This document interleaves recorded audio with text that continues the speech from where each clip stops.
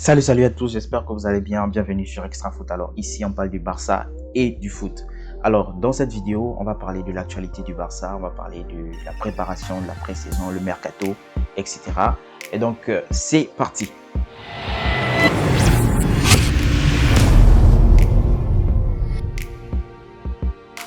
Alors les amis, on sait que voilà, ça fait un petit moment qu'on n'a pas sorti des vidéos ici.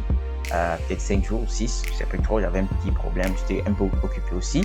Et donc aujourd'hui on va parler de l'actualité du Barça, qui on va dire principalement c'est la pré-saison et le mercato normalement, la pré-saison et le mercato pour trouver l'équipe type ou l'équipe que Xavi veut, on va dire ça comme ça. Et donc le Barça a repris les entraînements la semaine dernière, voilà, avec les joueurs qui n'étaient pas appelés en sélection. Donc ils sont allés en vacances plus tôt, donc ils ont été rappelés plus tôt également. Et les internationaux, comme eux ils ont joué un peu plus tard, ils ont commencé les entraînements cette semaine et donc on a pu voir les visages des internationaux, vous les connaissez. Et donc également le Barça, le Barça va jouer un match de préparation aujourd'hui. Donc le premier match de préparation du Barça sera aujourd'hui contre un club catalan qui s'appelle Olot, je ne sais pas si je prononce bien. Et donc le Barça va les affronter. Bon, voici la convocation, voilà, on va dire ça comme ça. Donc il n'y a pas énormément de grands joueurs ou des grands noms, c'est juste les joueurs qui ont fait la préparation avec Xavi. Comme eux ils se sont entraînés normalement, ils vont jouer. Donc Xavi aura le temps de les voir, on va dire évaluer leur niveau. Donc Xavi aura le temps de les voir, évaluer le niveau de chacun. Et voilà quoi, en attendant que les autres intègrent le groupe parce que bon, eux ils sont en manque de rythme, ils ont repris à l'entraînement que lundi dernier. Et donc en ce qui concerne le mercato, bon, moi le mercato, j'aimerais vraiment tirer mon chapeau à Monsieur Laporta et son bordel, voilà. Parce que bon, on nous a toujours dit lorsqu'on grandissait, lorsque on était à l'école, que la qualité première d'un chef, c'est de savoir s'entourer. Ça c'est un proverbe, je sais pas.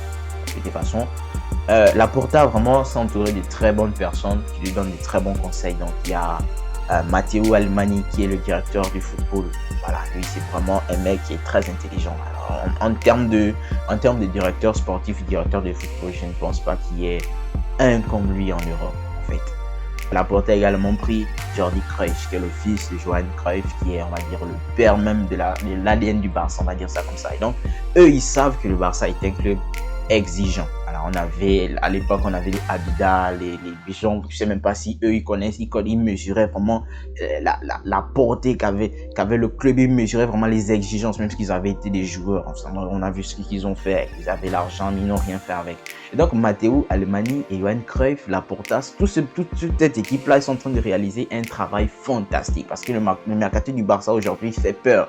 Et on a des haters, tous ceux qui n'aiment pas le Barça là, qui vont venir nous dire mais comment le Barça recrute alors qu'ils sont endettés? Mais comment le Barça? Oui, le Barça recrute parce qu'ils sont endettés, parce que il y a des montages, il y a ce qu'on appelle les dettes à court, moyen et long terme. Si la dette qui était à court terme est passée à long terme, normalement on ne peut pas considérer l'obligation de payer cette somme là maintenant. Donc le Barça aujourd'hui, avec les leviers économiques qui vont être activés, donc le premier levier économique a été activé, on a parlé de ça ici. Le deuxième levier économique va être activé la semaine prochaine, selon les informations qui sont sorties, nous sont parvenues. Le Barça devrait signer le deuxième levier économique, ce sera la vente de 15% de 3 TV. Alors on avait vu au vote, c'était 25% normalement que les socios avaient permis de vendre, donc 15% également, le Barça pourrait toucher autour de 320 ou jusqu'à 350 millions d'euros. Et avec cet argent-là, le Barça sera libre de recruter comme il veut. Donc, assez parlé d'économie, de présidence, etc. On va parler du terrain, on va parler des joueurs, on va parler de ce qui est concret. Alors, le Barça, pour commencer son mercato, a signé Pablo Torre. Donc, Pablo Torre qui est un joueur prometteur qui revient du Racing Santander. Et donc, c'était, on va dire, le meilleur joueur du Racing Santander. Voilà. Il est arrivé au Barça, personne ne le connaissait parce que nous, on ne regardait pas le Racing Santander. Et donc, bon, on a eu des a priori sur lui. Apparemment, les a priori se sont confirmés parce que il y a le staff de Xavi qui est très satisfait du joueur et donc ils sont même surpris. En fait, on va dire que le petit, il est impressionné. On a vu tous des images partout où il mettait tout le monde au sol et tout. On a vraiment hâte de le voir, surtout moi. Et moi, j'aime ce genre de joueurs-là. J'aime les jeunes joueurs, j'aime les talents. Et donc, lui, normalement, on va le regarder avec attention et avec tous les encouragements du monde. Il y a également Kessié et Christensen qui ont été signés. Donc, eux, ils ont été signés libres.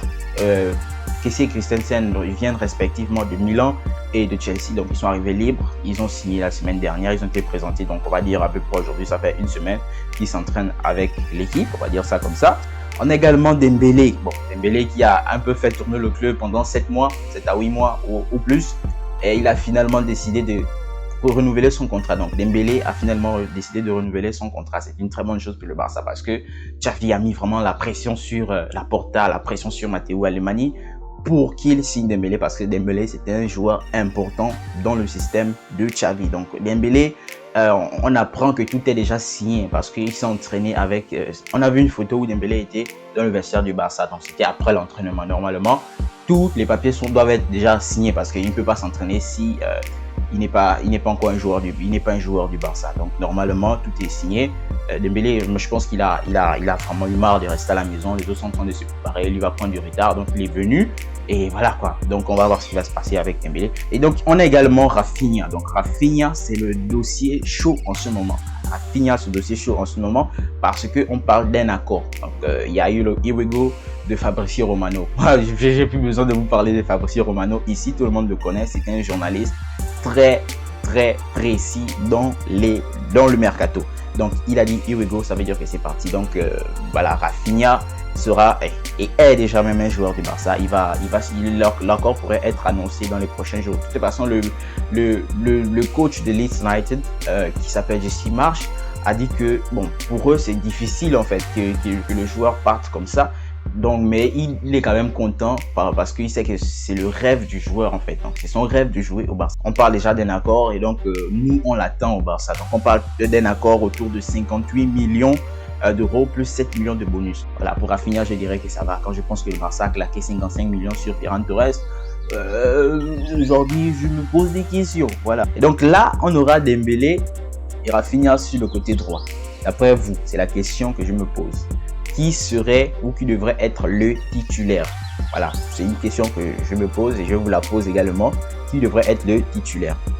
Alors, on a également Lewandowski qui est aujourd'hui, moi je l'ai dit ici sur la chaîne que Lewandowski est le joueur que je veux par-dessus tout au Barça. Voilà, on peut tout faire, mais moi je veux Lewandowski au Barça.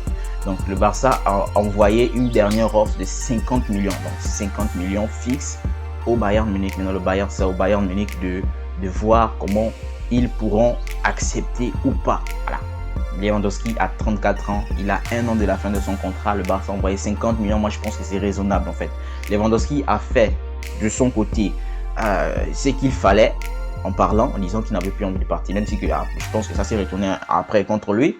Le Barça a fait le possible parce que le Barça était tenu de respecter vraiment ce que le joueur a fait parce qu'il est sorti publiquement, il a parlé. Et donc là, le Barça était obligé de le recruter. Donc ils ont fait le nécessaire. Ils ont envoyé une offre de 50 millions au Bayern Munich. Et donc le Bayern Munich, c'est à eux d'accepter ou pas. De toute façon, on apprend que le maillot floqué Lewandowski est retiré pour le moment de la boutique du Bayern Munich. Donc en ce moment, avec le nouveau maillot, le Bayern ne vend pas encore les maillots Lewandowski. On va voir ce qui va se passer. On a vu Lewandowski faire ses tests médicaux il n'y a pas longtemps. Le mec était vraiment triste en fait. Tu vois la tristesse, donc tu sens qu'il ne veut pas rester ici en fait. Il veut partir. Donc on va voir ce qui va se passer avec lui. De toute façon, nous on l'attend et voilà quoi. Donc bon, là on a parlé d'attaque, du milieu de terrain. On va également parler un peu de défense parce que la défense, sans vous pouvez avoir une bonne attaque, si vous n'avez pas une bonne défense, vous êtes mort en fait. Donc le Barça surveille toujours Jules Koundé et Koulibaly, on va dire ça comme ça. Jules Koundé qui était l'option numéro 1 en défense et Koulibaly qui était l'alternative. Donc on apprend aujourd'hui que le Barça pourrait conclure un accord avec Séville autour de 35 à 45 millions d'euros et pourrait même inclure un joueur qui est peut-être Memphis Depay. Mais est-ce que Memphis Depay va accepter de partir? On ne sait pas. Et donc il y a également Koulibaly qui pouvait venir au Barça. Voilà, Koulibaly qui pouvait venir au Barça. Mais on apprend aujourd'hui que Fabrizio Romano dit que Koulibaly a un accord verbal avec Chelsea sur, on va dire, sur un salaire de 10 millions. Donc là, il y a 10 millions, le Barça ne pourra pas s'aligner là-dessus. Donc c'est mort. Donc Chelsea va discuter avec Naples pour essayer de voir comment ils pourront finaliser le transfert de Koulibaly à Chelsea. Donc Koulibaly, on va pas le voir au Barça. Donc là, il faut déjà se mettre en tête. On va pas voir Koulibaly au Barça. Alors, pour renforcer le côté droit et le côté gauche, le Barça a misé sur Azpilicueta et Marcos Alonso. Donc, Marcos Alonso et Azpilicueta, normalement, sont des Espagnols qui sont plus représentés ici. Mais ils sont en tournée avec Chelsea aux États-Unis. Donc, là où le Barça a fait capoter l'affaire Rafinha à Chelsea, est-ce qu'eux, ils vont accepter de discuter avec nous de façon normale? Je ne pense pas. De toute façon, ils vont chercher à augmenter ils vont essayer d'augmenter le prix de ces joueurs-là pour nous compliquer la vie. On va voir ce qui va se passer.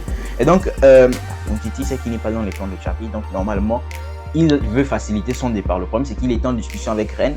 Mais Rennes, on apprend que Rennes est sorti des discussions parce que il y a certains médias qui avancent que Umtiti aurait raté sa visite médicale. Mais bon, lui-même, il a démenti. Et voilà, on va dire ça comme ça. Donc, normalement, Umtiti n'a pas passé de visite médicale avec aucun club. Donc, aujourd'hui, Umtiti est toujours un joueur de Barça. Il se cherche une porte de sortie. Il veut jouer, certainement pour revenir à son meilleur niveau. Alors, je pense que ce sera la dernière information du jour. Le Barça a discuté avec Frenkie de Jong pour lui expliquer les raisons pour lesquelles il doit soit baisser son salaire ou être vendu en fait, parce que le Barça a des problèmes de finances, on sait tout ça aujourd'hui, mais bon, je sais pas, c'est un peu bizarre, c'est un peu compliqué parce qu'on dit qu'on veut vendre de Jong et on va acheter Rafinha à 65 millions, les ventes aussi, c'est un peu compliqué à comprendre, mais pour nous, le joueur a dit que n'est pas responsable de la situation économique du club en fait, donc lui il a un contrat, normalement il est tenu de nourrir ce contrat là, on va voir ce qui va se passer avec lui. Alors les amis, le mercato du Barça n'est pas fini. Pour suivre toute l'actualité du mercato, n'hésitez pas à vous abonner, d'activer la cloche de notification pour ne rater aucune de nos prochaines vidéos. Ciao à tous.